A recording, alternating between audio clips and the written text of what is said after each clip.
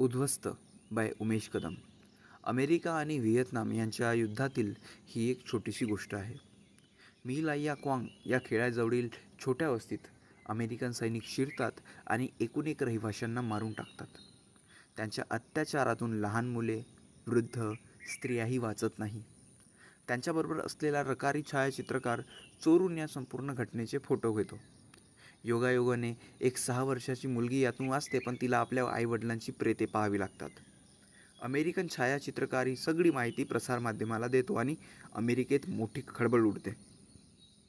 सरकारला जनतेचा प्रचंड रोष सहन करावा लागतो. वरिष्ठ पातळीवरून हे सर्व प्रकरण दडपण्याचा प्रयत्न होते. खरे तर ही एक सत्य घटना आहे आणि लेखकाने यात कल्पनाविस्तार केलेला आहे. मन सुन्न करणारी कादंबरी उद्ध्वस्तमधली काही व्यक्तिमत्व आज वास्तवातली, हयात असलेली आणि काही नसलेली या वाचकांना भेटतील. अशा व्यक्ती प्रत्यक्षात तत्सम प्रसंगी जशा वागल्या बोलल्या असत्या तशाच चित्रित केल्या आहेत.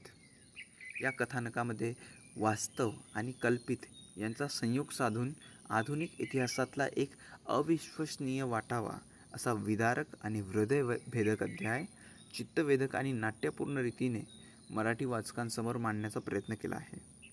बलाढ्य, हेकेखोर अमेरिकेची काळी बाजू उजेडात आणून दुर्बलांवर राज्य गाजवण्याच्या महत्त्वाकांक्षेपोटी माणूस टाचेखाली कसा चिरडला जातो याचं विदारक वर्णन म्हणजे उद्ध्वस्त.